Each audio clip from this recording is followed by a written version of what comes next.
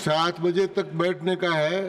पहले कार्य सलाहकार समिति की मीटिंग में तय हो गया था कि 6 घंटे हर विभाग पर चर्चा के लिए दिए जाएंगे, इसलिए 7 बजे तक का टाइम है सदन का।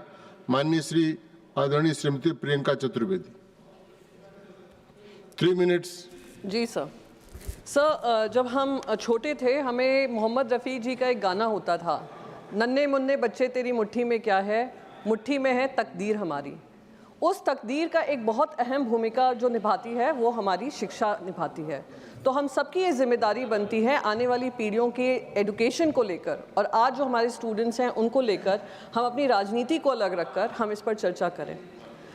सर, जब हम शिक्षा की बात करते हैं और तकदीर की बात करते हैं, हाल ही में एक एसर रिपोर्ट आई थी।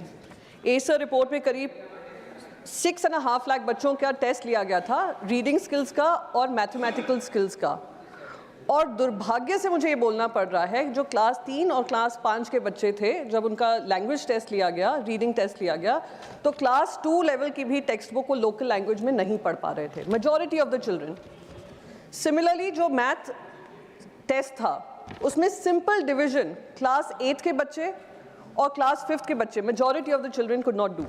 ये हमारे लिए एक चिंताजनक बात है कि हम एजुकेशन की बात कर रहे हैं, कर बच्चों को वो समझ में आ भी रहा है कि नहीं। चलिए 2024 का है सर, आप मुझे करेक्ट कर दीजिएगा। Jayant, I am sure you will correct मी। 2024 की मैं बात कर रही हूँ सर। सर, तीसरी चीज़ मैं बात बोलना चाहती हूँ, ये लोग आगे आकर पढ़ लिख भी लें, हायर एजुकेशन की तरफ भी जाएं। तो पिछले 10 साल में करीब 89 सेपरेट केसेस हुए हैं जहां पर पेपर लीक हुआ है, जिसकी वजह से 6.5 करोड़ बच्चे इस देश के युवा उससे प्रभावित हुए हैं। सब महाराष्ट्र में हाल ही में चुनाव हुआ, डबल इंजन सरकार बनी, और महाराष्ट्र के इतिहास में पहली बार जो स्टेट बोर्ड पेपर्स हैं 10th और 12th के, वो भी लीक हो गए। पहली बार हुआ है ये शर्मनाक बात है और इस पर चर्चा होनी चाहिए। सर, करीब आरबीआई की एक रिपोर्ट है जो बताती है 25 लाख ऐसे युवा हैं जो हायर एजुकेशन के लिए जाते हैं, उनको स्टूडेंट लोन की ज़रूरत पड़ती है, जिसमें से करीब 70% विदेश जाकर पढ़ना चाहते हैं। और वो भी एक चैलेंज है हमारे सामने, क्यों वो विदेश जाते हैं, क्यों हमारे देश में ही हम ऐसे इंस्टीट्यूशंस नहीं बना पा रहे हैं जहाँ पे ये पढ़ाई कर सकें। 70% जो हैं इसमें से जो विदेश जाते हैं, जो 25 लाख बच्चे हैं जो युवा हैं एजुकेशन लोन के लिए अप्लाई करते हैं, सिर्फ 7 लाख बच्चों को ये मिलता है। बाकियों को पर्सनल लोन लेना पड़ता है जिसका रेट ऑफ इंटरेस्ट 12 से 14% है, कहीं कहीं 14 से 18% है। इस पर भी मैं मानती हूँ एजुकेशन मिनिस्ट्री को ध्यान देना चाहिए कि कैसे ज़्यादा से ज़्यादा लोगों को, स्टूडेंट्स को जो पढ़ाई करना चाहते हैं, हायर एजुकेशन प्राप्त करना चाहते हैं, खास करके महिलाएं जो हैं जो पढ़ाई करना चाहती हैं, उनको कैसे ये लोन का माध्यम जो है उनको अच्छे से मिल सके। सर, आईआईटी की बात हुई थी बजट में, जहाँ पे निर्मला जी ने कहा कि सीट्स और बढ़ाने वाले हैं आईआईटी के जो स्टूडेंट्स हैं उनको लेने के लिए।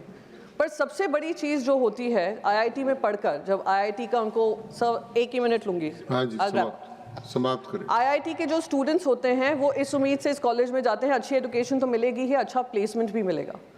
आईआईटी मुंबई हो, आईआईटी गुवाहाटी हो, उसने एम्प्लॉयमेंट का जो जॉब प्लेसमेंट्स हैं उसमें गिरावट देखी है। आईआईटी दिल्ली हो, उसमें भी गिरावट देखी है। तो मैं बस यही इसी लास्ट चीज़ से मैं समाप्त करना चाहूँगी। महिला हूँ सर, जो एसर रिपोर्ट की मैं बात करी थी, उस रिपोर्ट में एक और चीज़ सामने आई है, एक्सेस टू स्मार्टफोन्स। जैसे जैसे हम टेक्नोलॉजी की तरफ बढ़ रहे हैं, एक्सेस टू स्मार्टफोन स्टूडेंट्स के लिए बहुत ज़रूरी है। तो उसमें भी जेंडर का जो डिवाइड है वो बहुत ऑब्वियस है। 70% अगर लड़कों के पास स्मार्टफोन का एक्सेस है तो सिर्फ करीब 60% महिलाओं के पास है। तो इसके ऊपर भी ध्यान रखना चाहिए। इन्हीं शब्दों के साथ मैं अपनी बात खत्म करूंगी sir. Thank you so much. बहुत धन्यवाद प्रियंका जी।